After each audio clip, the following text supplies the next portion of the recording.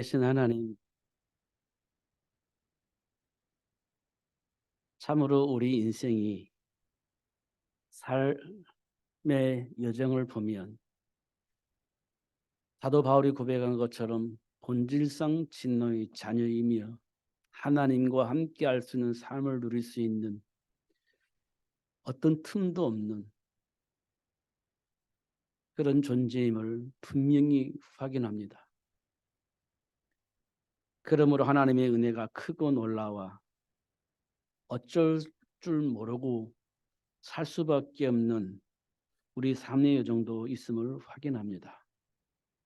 그러나 하나님은 여전히 우리와 함께 하시며 하나님이 약속하신 축복을 누릴 수 있도록 역사하심을 확인합니다.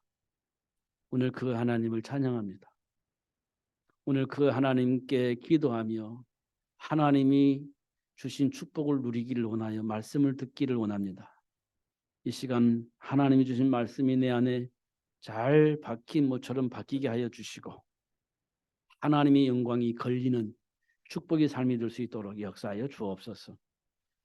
오늘 말씀을 듣다가 본질이 치유되어지고 회복되어지게 하시고 오늘 말씀을 듣다가 하나님이 약속하신 신부가 운세가 확인되어지게 하여 주셔서 어떤 상황 속에서도 하나님이 주신 약속의 말씀을 붙잡고 승리하는 삶이 될 수 있도록 역사하여 주옵소서. 세상을 바꿔야 되겠습니다. 저주 가운데 빠져있는 이 현장을 하나님이 약속하신 축복의 현장으로 바꿔야 되겠습니다. 그래서 하나님 우리를 불러주신 줄 믿습니다. 누릴 수 있도록 역사해 주시고 모든 사람을 복되게 하는 복의 근원으로 살 수 있도록 성령으로 충만케 하여 주옵소서. 특별히 미래를 위해서 준비되어지고 있는 렘넌트들에게 그리스도 안에 있는 지혜와 지식의 모든 부활을 발견하게 하시고 그 안에 준비된 축복을 마음껏 누리며 살 수 있도록 축복해 주옵소서. 환경에 흔들리지 않게 하여 주옵시고 감정에 흔들리지 않게 하시고 내 안에 뿌리 내려져 있는 선입견에 흔들리지 않게 하시고 하나님이 약속하신 말씀 붙잡고 흔들림 없이 준비하고 도전하는 렘넌트가 될 수 있도록 축복해 주옵소서. 오늘 말씀 듣다가 모든 질병이 치유되지게 하시고 건강이 회복되어지게 하시고 하나님을 마음껏 찬양할 수 있는 찬양이 회복되어지게 하여 주옵소서. 예수 그리스도 이름으로 기도하옵나이다. 아멘.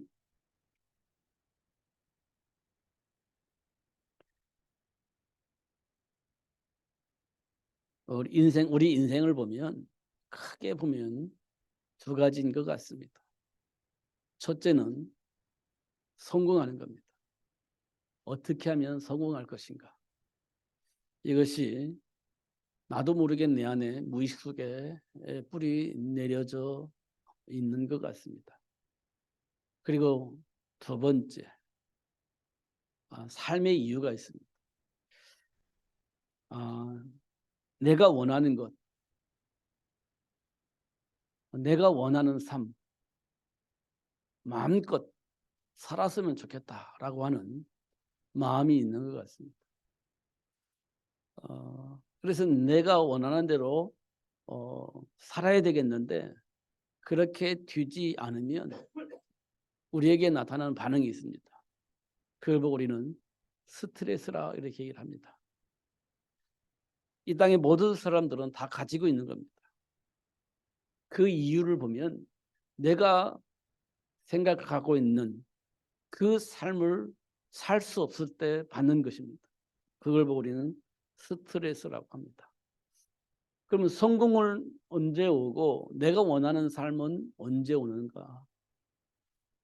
이게 우리에게 중요한 숙제입니다. 언제쯤 내가 원하는 성공이 올 것인가?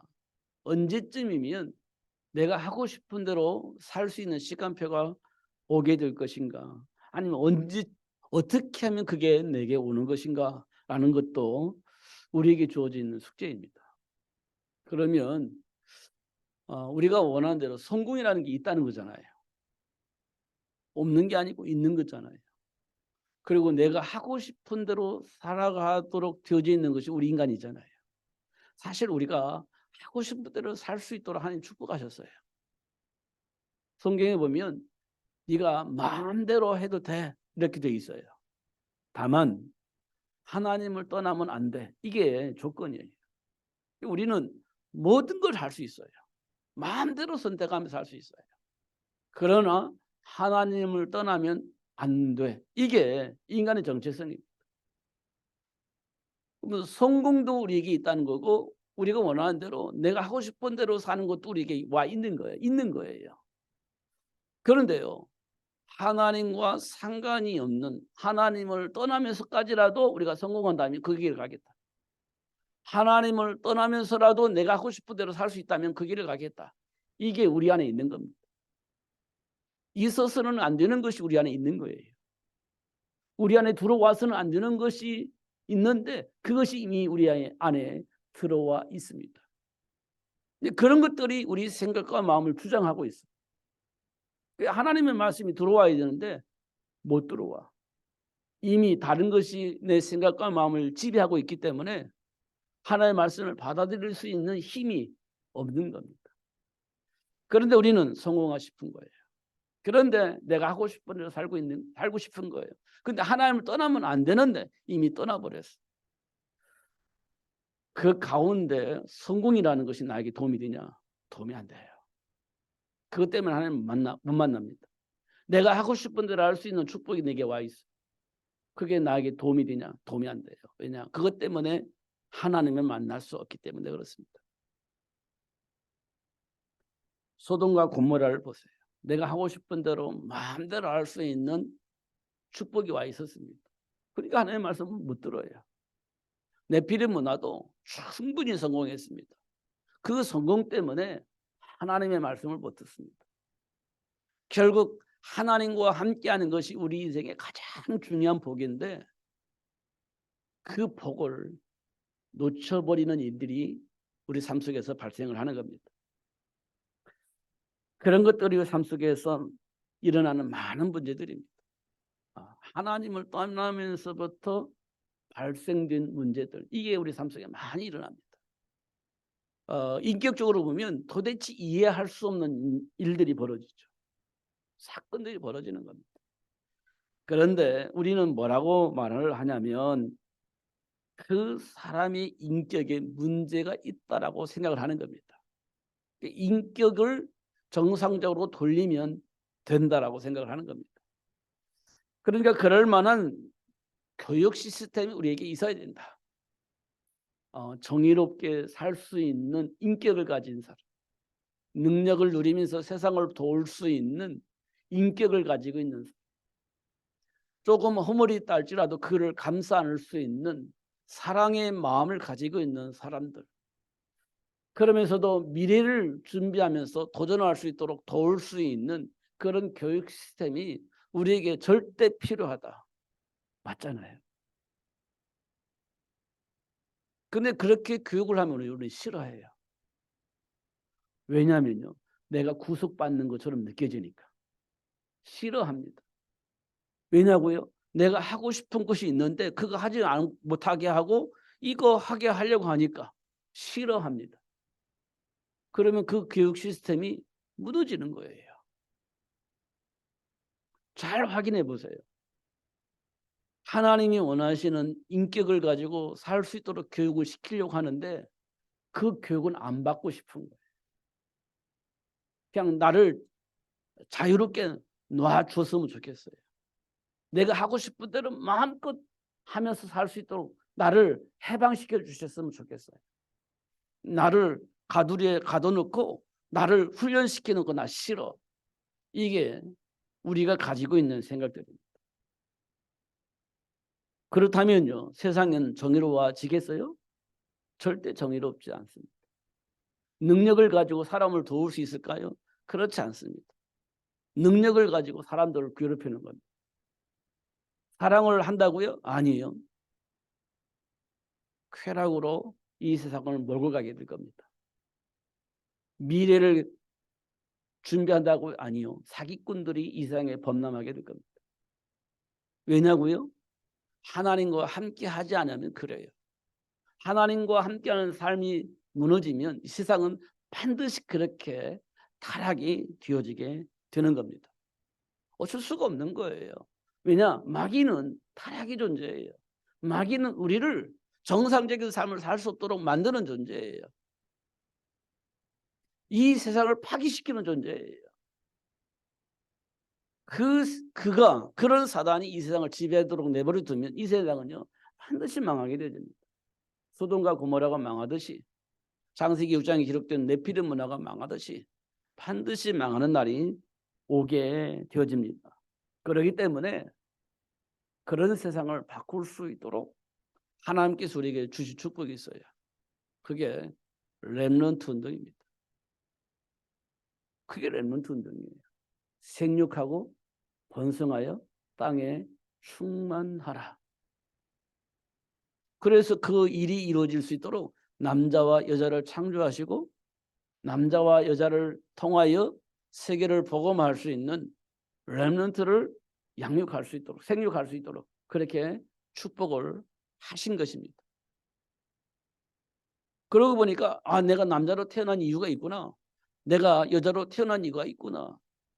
사단이 이걸 교묘하게 쾌락으로 타락으로 이용을 해먹지만 사실은 알고 보면 세계를 복음할 수 있는 저주와 재앙을 축복의 현장을 바꿀 수 있는 렘넌트를 생육할 수 있도록 하나님이 이렇게 창조하셨구나 이런 것을 확인할 수 있습니다. 이걸 응답으로 받아야 되는 겁니다. 어저께 막 굉장히 뉴스가 좀 크게 났는데 그게 뭐냐면 대구에서 퀴어 축제가 있었던 것 같아요. 퀴어 축제가 있었는데 대구시장은 그냥 공원에서 하고 도로를 점령하지 말게 하라 이렇게 얘기를 하고 경찰들은 그냥 도로 점령해도 괜찮다 이거 신고했으니까 아니 그냥 동산에 좋은 동산도 있는데 또 동산에서 하면 되지 왜 길거리 교통을 막으면서까지 이 운동을 하냐 이건 안 된다 이건 이렇게 해서 분쟁이 일어난 것 같습니다.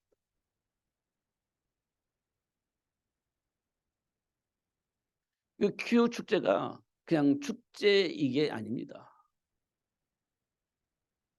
하나님을 정면으로 대적하는 일이에요. 하나님이 주신 성을 순리로 사용하지 않고 영리로 사용하는 겁니다. 그들이 모여서 축제를 하는 것이 퀴어 축제입니다. 근데 우리는요 그거 감각이 없어요. 사실은 그게 굉장히 중요한 일이거든요.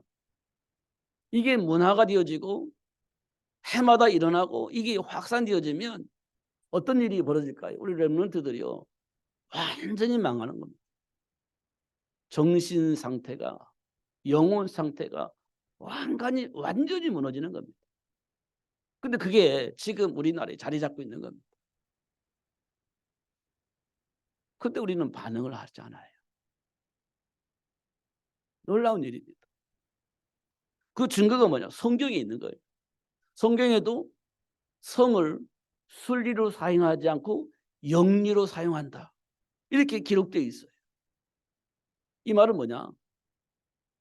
사단에 의해서 모든 것이 뒤바뀌어져 버린 겁니다.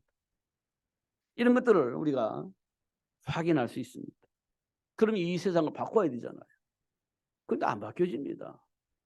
절대 안 바뀌어집니다. 바뀌어지는 방법 한 가지 있어요. 그게 뭐냐면요.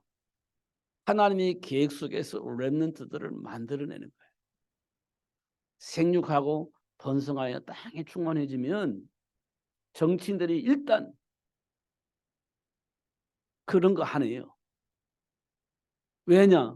그런 거 하면 표가 안 되기 때문에 그거 절대 허락을 하지 않아요. 표가 안 나온다는 말은 내가 정치를 할 수 없는 사람이 되는 거예요. 그럼 누가 그거 하겠어요? 안 하지. 그럼 뭘 하겠습니까? 기독교인들이 좋아하는 걸 만들어낼 겁니다. 왜? 그게 표가 되니까. 그게 하나님의 방법입니다. 그게 하나님의 방법이에요.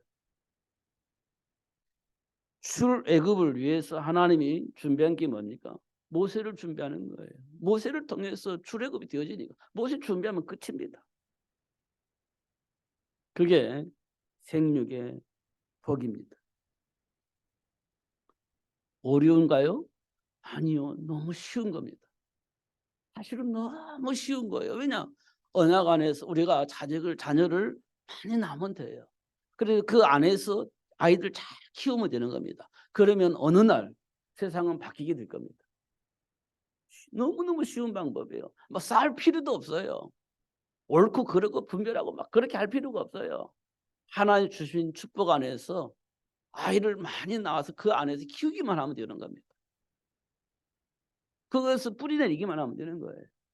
그러면 어느 날 정리가 싹 되어지는 겁니다.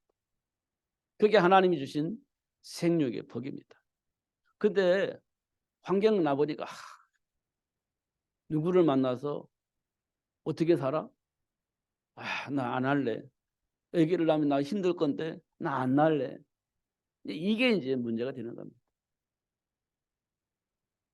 세계 복음화 이 축복은 간단하고 쉬운 겁니다.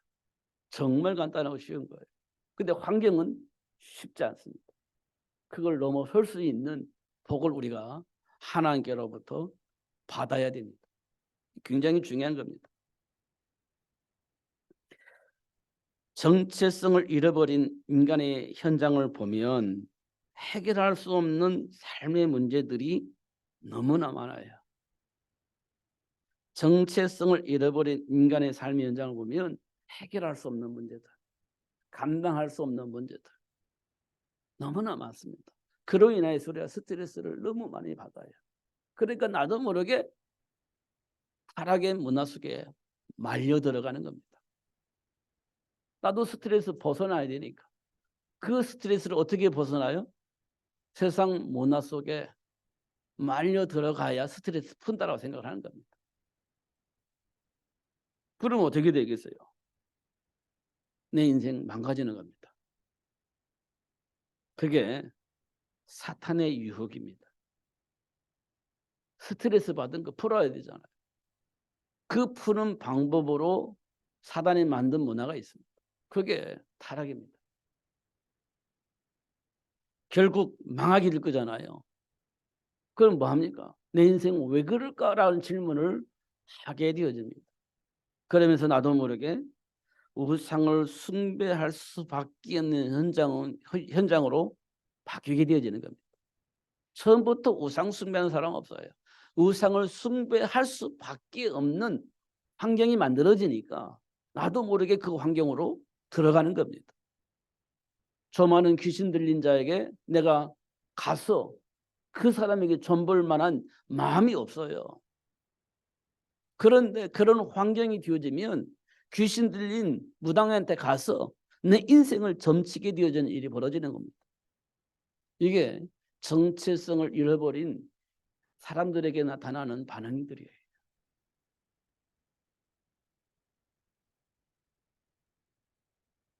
중요한 건 해결할 수 없는 문제들이 나의 삶의 현장에 있다는 거예요. 만나게 된다는 겁니다. 그러면 그걸 피하기 위해서 다른 짓을 하다가 결국 귀신 들린 자에게 찾아가서 내 인생을 논하게 되어지는 그런 일들이 벌어지게 되는 겁니다. 그런데 그들 가운데 하나님이 원하는 자를 불러서 삶의 현장에서 만난 문제 속에 감추져 있는 축복을 보게 하는 겁니다. 문제 속에 숨겨져 있는 축복을 보게 하는 거예요. 선악을 알게 한 나무 열매 왜 주셨나?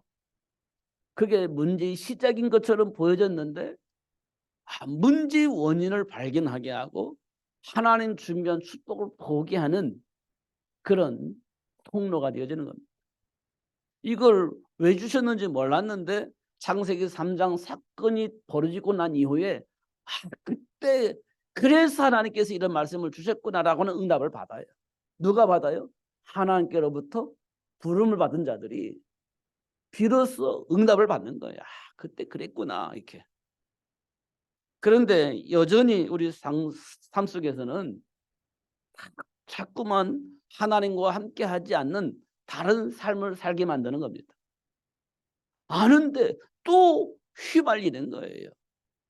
그게 창세기 6장의 네피lim 문화입니다. 또 휘말리는 거예요. 성공을 위해서 또 휘말리는 겁니다. 이때 하나님의 은혜를 입은 노아에게 하나님께서 방주를 만들라고 그래요. 그 사람들이 그 말을 못 받아들이지 못합니다. 굳이 왜 방주 만들어? 이렇게 생각을 하게 만드는 거죠. 여러분 잘 확인해 보세요. 지금 우리 말씀 들을 때 굳이 왜 그렇게 살아야 돼? 이런 생각이 있잖아요. 굳이 내가 하나님 말씀 안에서 판단하고 선택을 해야 되나? 그런 생각이 우리는 있거든요. 노아 시대 때도 사람들 왜 내가 방주를 만들어야 돼? 굳이 방주 만들 필요가 있어? 이런 생각을 한 겁니다. 근데 노아는 은혜를 입고 그래 방주 만들자. 방주 만든 거예요. 홍수 터지고 나니까 아 그때 그 말이 맞았구나 이렇게 되는 거예요. 홍수만 나고 나니까 아 그때 아 그랬구나 이렇게 응답이 오는 거죠. 그게 우리가 삶 속에서 겪고 있는 문제 속에 숨겨져 있는 축복이에요. 아 그랬구나. 그래서 우리가 자꾸 어디로 들어가요? 언약 안으로 들어오는 겁니다. 언약으로 각인되어지고 뿌리 내리게 되어지는 거죠. 음. 그러면서 "내 어린 양을 먹이라." 그렇죠. 미래를 준비해야죠. 세계복음화할 수 있는 미래를 준비해야죠. 현장을 복음화할 수 있는 미래를 준비를 해야죠. 그럼 어린 양을 먹이는 수밖에 없죠. 양육을 해야죠. 생육을 해야죠. 방법이 그밖에 없습니다. 없습니다. 근데 여기에 방향 맞추려고 하니까 세상의 흐름이 만만치 않은 거예요. 요즘 시대 결혼 안 하려고 하죠. 요즘 시대에 아이를 안 낳으려고 하죠. 분위기가 그래요. 그럴 수밖에 없는 환경도 이해는 됩니다. 분위기가 그러니까요. 그러니까 그 분위기에 따라서 나도 하기 싫어. 왜냐? 그게 정신 문제예요. 그게 정신 문제예요. 그 분위기에 따라서 '나 안 할래.' 이렇게 되는 거예요. 분위기에 따라서 '나 애기 안 낳을래.' 이렇게 되는 거예요. 그 분위기에 따라서 그런 거라니까요. 그 조건이 뭐냐? 뭐 멋있는 남자, 멋있는 여자, 어떤 경제력이 있냐 없냐, 직장은 튼튼하냐 안 튼튼하냐 이런 거 따지는 겁니다. 이게 이제 분위기거든요. 그러면 나는 행복하게 살 수 있냐? 나는 불행하게 살 것이냐? 이런 거 분위기거든 그게. 거기에 맞춰서 우리는요. '에이씨 나 혼자 살래.' 이렇게 되어지는 거예요. 그게 정신 문제라니까요. 세계를 복음화한다면서도 그 문제 속에서 아직도 허덕이고 있는 겁니다. 그런 자들 가운데 하나님께서 불러서 하나님 원하는 일을 알게 하시고 누릴 수 있도록 축복을 하시는 겁니다. 그 속에 있는 자들은 저와 여러분이에요. 어떻든 저와 여러분은 세계 복음화를 위해서 하나님께로부터 부름받은 자들입니다. 어떻든 지금 우리 수준이 어떻든 그건 중요하지 않아요. 하나님이 우리를 불러서 세계 복음화를 향해서 준비하게 하시고 도전할 수 있도록 축복을 하셨다는 겁니다. 뭐 출애굽을 한 이스라엘 백성들이 광야에서 뭐 방황을 하든 어떻든 하나님의 시간표 속에서 방황하는 거고 어떻든 하나님의 시간표 속에서 불신앙하는 것이고 어떻든 하나님의 시간표 속에서 발악을 하면서 하나님을 대적을 하기도 하고 하지만 중요한 것은 상관없이 하나님 우리를 이끌어 가신다는 겁니다. 그래서 어떻게 해요? 가나안 땅을 정복을 하게 하시는 거지. 우리는 어떻게 됩니까? 지금은 어떤 모양으로 있는지 모르겠지만 결국 하나님 주신 언약 안에서 생각하고 판단하고 결정할 수 있는 시간표가 반드시 오게 되어진다는 겁니다. 어.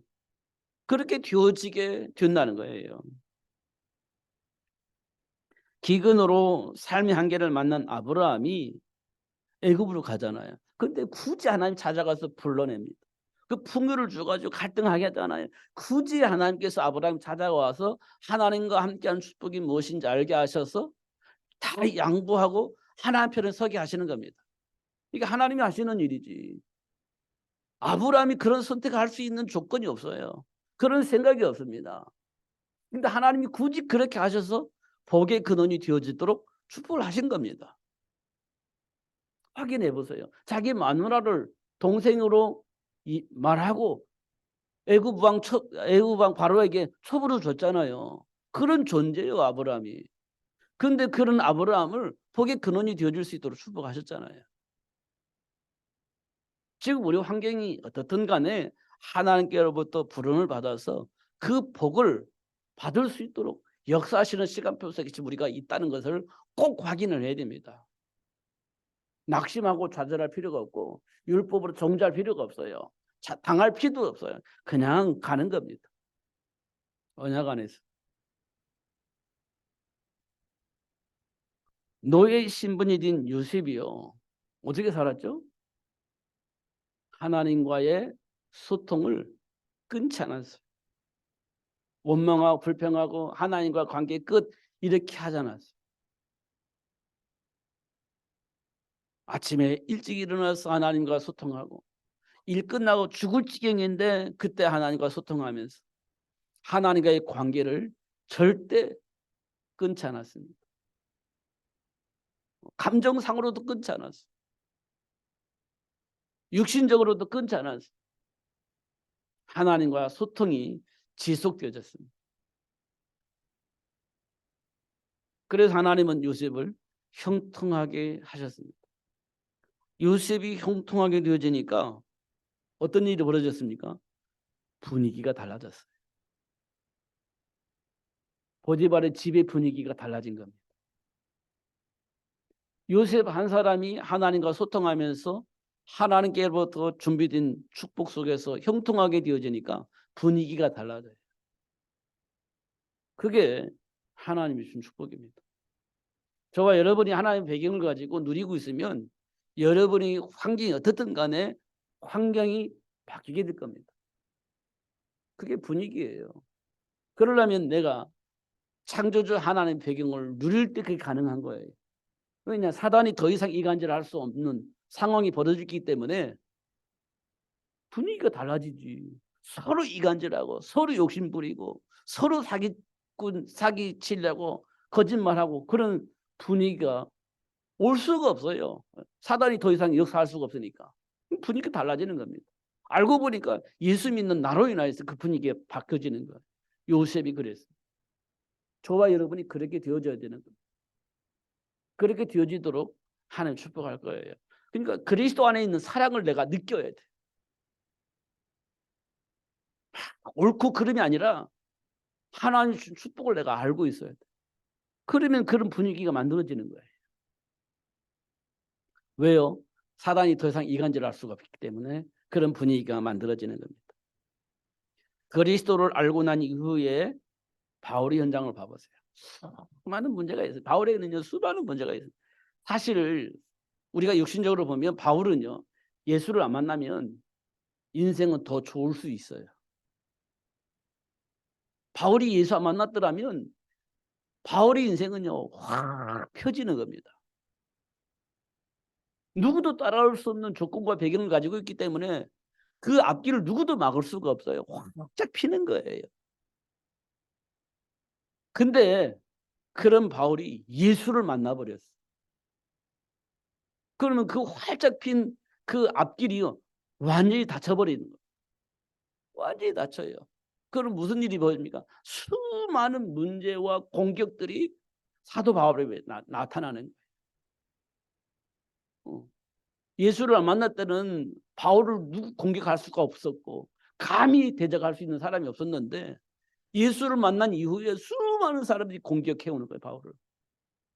그 현장은요, 수많은 문제들이 발생되는 겁니다. 바울의 인생, 여러분 같으면 어떻게 해야 돼? 내가 예수 안 만났다면 좋아, 난 예수 안 믿을래. 이런 반응이 나타날 수 있는 환경이 바울에게는. 그런데 바울이 뭐라고 합니까? 그리스도라는 것이 최고 지식이야. 난 다 배설을 버릴 수 있어. 이렇게 되어지는 겁니다. 결국 그 생각과 삶이 로마를 복음으로 바꿀 수 있게 하신 겁니다. 그 생각과 마음이 로마를 복음으로 바꿔버렸어요.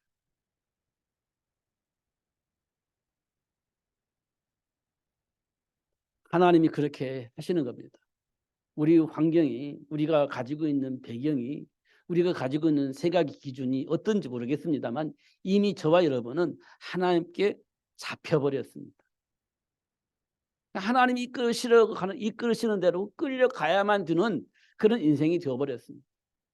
근데 하나님 우리를 막 강제로 끌어가시지 않고 문제와 사건을 통해서 응답을 받게 하시고 인격적인 선택을 통해서 하나님과 함께하는 삶을 누릴 수 있도록 하시는 하나님의 역사를 보게 될 겁니다. 하나님은 우리에게 약속하셨는데 그 약속된 축복을 누릴 수 있도록 역사하고 계십니다. 하나님은 우리에게 약속하신 그 약속이 내 삶 속에 열매로 나타나도록 그렇게 역사를 하고 계시는 겁니다. 그냥 복 달라고 하니까 복을 더 주고 그냥 아무것도 안 하니까 그냥 아무것도 안 하고 가만히 계시고 그러지 않습니다. 하나님이 약속하신 그 약속이 우리 삶 속에 열매로 나타나도록 24시 우리에게 역사를 하고 계시는 거예요. 그러니까 삶의 열매를 통해서 볼 때 하나님 지금 나에게 어떻게 역사하시는지 볼 수 있는 거예요. 그 말씀이 성취되도록 하나님이 역사를 하시는 거거든요. 근데 뭐 또 볼 수 있냐면 그 말씀 안에서 보니까 사단이 나에게 어떻게 작업을 하고 있는지, 어떤 문제와 사건을 통해서 하나님은 언약으로 각인시키려고 하는데 그 문제와 사건을 왜곡시켜서 하나님 나를 안 사랑한다라고 착각하게 만드는 겁니다. 여러분 문제 있으면 하나님 안 사랑한다고 생각하지 않습니까? 하나님 내 기도를 안 들으신다고 생각을 하지 않습니까? 그런데 하나님은 당신이 약속하신 그 말씀이 우리 삶 속에 성취되도록 이끌어 가시고 역사하시는 가운데 문제와 사건을 일으키시는 겁니다. 이 말씀을 왜 주셨는지 깨닫게 하시려고. 그래서 하나님이 약속하신 언약을 붙잡고 그 축복을 누릴 수 있도록 하기 위해서 사건을 일으키시는 거예요.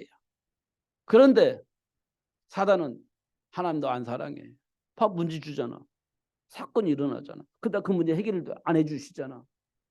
네 기도 안 듣잖아. 하나님도 안 사랑해. 이렇게 자꾸 왜곡해서 우리를 혼란하게 만드는 겁니다.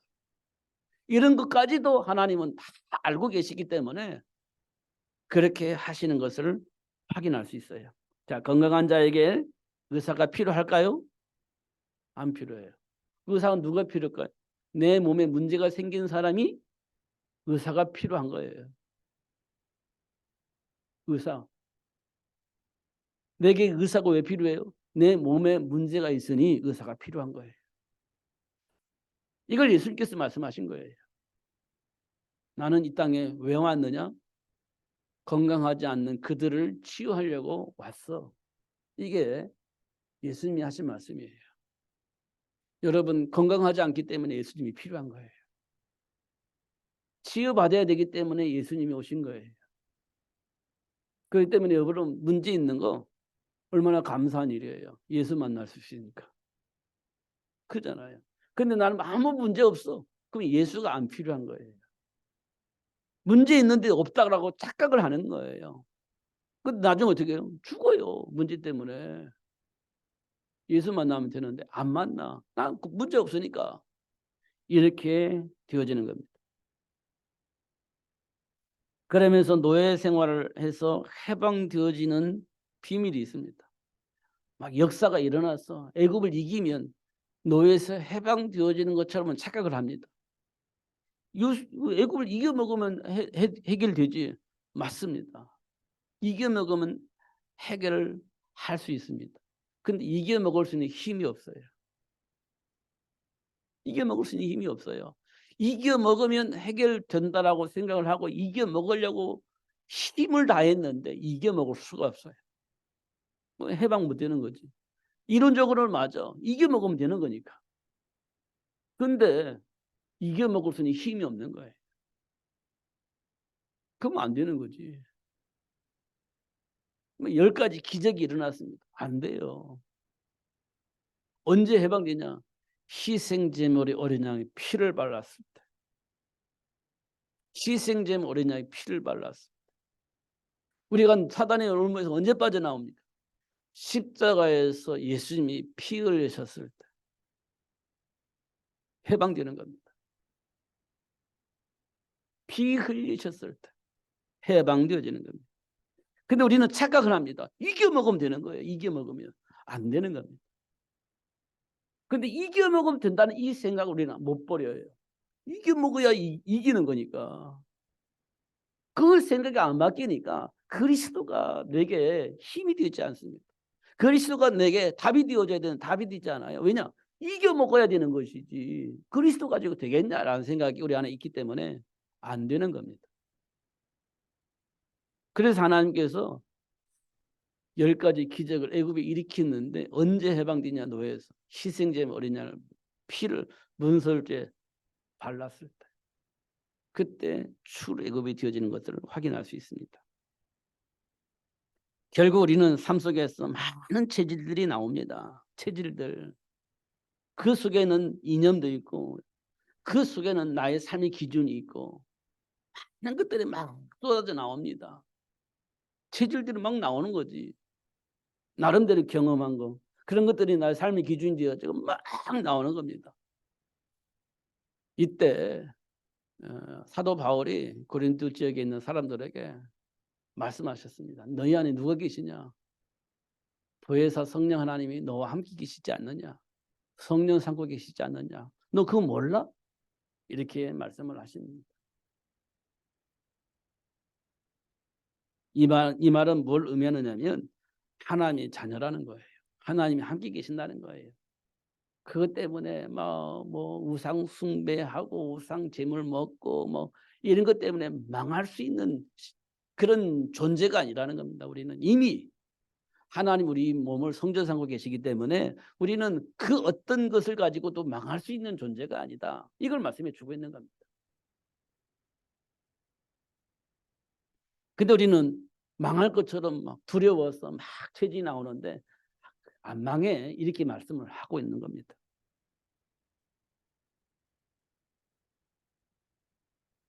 현장을 복음화 되어지도록 약속하신 축복이 있는데 모세를 준비하는 거예요. 왜? 모세를 통해서 출애굽을 하려고 하는 하나님의 계획이기 때문에 모세를 준비하면 되는 겁니다. 근데 하나님께서 모세를 준비할 수밖에 없도록 하나님 역사를 하시죠. 환경은 모세를 준비할 수 없는 환경이죠. 버려야 되는 거예요. 어쩔 수 없이. 그래서 나일강에 띄우잖아요. 근데 하나님은 굳이 찾아가서 모세를 다시 요괴벳에게 보내서 마음껏 양육할 수 있도록 축복하시잖아요. 하나님이 하시는 일들이에요. 우리는 한계가 있어요. 그 한계를 뛰어넘게 하시는 분이 하나님이세요. 그게 출애굽의 역사입니다. 복의 근원으로 하나님이 아브라함에게 이삭을 준비하게 하셨어요. 그런데 한계가 왔어요. 이삭을 준비할 수 없는 환경 만들어졌습니다. 왜냐? 아기를 낳을 수 없는 환경이었으니까. 그래서 사라가 자신의 몸종을 통해서 아브라함의 씨를 받아요. 그래서 이제 아브라함을 통해서 받은 그 씨가 이제 하나님이 계획하신 그 계획을 이뤄나갈 수 있는 후손이 되어지도록 만들었습니다. 근데 하나님은 뭐 그래도 되지 않나? 이 생각을 할 수 있는데 하나님 아니 그를 통해서 하지 않고 사라 네 몸에서 나온 사람을 통해서 아이를 통해서 아브라함의 후손이 되어지게 할 것이고 그 후손을 통해서 복의 근원이 되어지게 할 거라고 얘기를 합니다. 그러니까 아브라함도 사라도 아니 우리는 나이가 아기를 낳을 수가 없는데 이렇게 되는 겁니다. 이게 우리가 가지고 있는 생각입니다. 나이가 낳을 수가 없어. 안 돼. 그거는 불가능해. 이게 우리가 가지고 있는 생각이에요. 근데 하나님 굳이 찾아와서 아브라함아 사라야 네가 내년에 아이를 낳을 것이다. 이름을 이삭이라 해라. 이렇게 말씀을 하시잖아요. 근데 그 일이 성취되어지는 거예요. 우리 생각이 무너져야 됩니다. 하나님의 말씀 안에서 우리 생각이 무너져야 돼요. 그러면 말씀이 성취되어지게 하시는 하나님의 역사를 볼 수 있게 되어집니다. 하나님은 핍박자 바울을 불러가지고 현장을 복음화할 수 있는 사역을 맡기셨습니다. 이방인과 이방 임금들에게, 이스라엘 백성들에게 복음을 전할 수 있는 그릇으로 하나님이 준비하셨다고 말씀을 하십니다. 그러니까 사도 바울이 가지고 있던 생각이 완전히 무너지고 하나님 주신 언약 안에서 다시 생각이 바뀌게 되는 겁니다. 결국 그 생각이 로마를 바꿀 수 있도록 하나님이 역사하십니다. 가장 중요한 것은 사단의 머리를 상하게 할 여자의 후손입니다. 지금 나를 지배하고 있는 그 사단의 머리를 박살내고 나를 해방시켜 줄 수 있는 여자의 후손. 과연 그분이 누구냐? 동정녀 마리아를 통해서 오신 예수. 그래서 우리는 예수 믿는 겁니다. 그게 예수 믿는 거예요. 그래서 예수 믿는 겁니다. 그냥 교회 다니는 게 아니고 예수 믿어야 되는 겁니다. 예수님께서 우리에게 뭐라고 말씀하셨냐? 너희는 온천에 다니며 만민에게 복음을 전하라. 너희는 가서 모든 민족을 제자로 삼으라. 이렇게 말씀을 하셨어요. 왜 그럴까요? 세계 복음화 때문에. 온천에 다니며 이 복음을 전해라. 이 복음을 전할 수 있는 제자를 만들어라. 모든 민족을 향하여서. 이렇게 말씀을 하고 있는 겁니다. 그러면 약속이 뭐죠? 준비된 축복이 뭡니까? 임마누엘, 하나님과 함께하는 거예요. 하나님과 함께하는 길이 누구죠? 예수. 이 축복을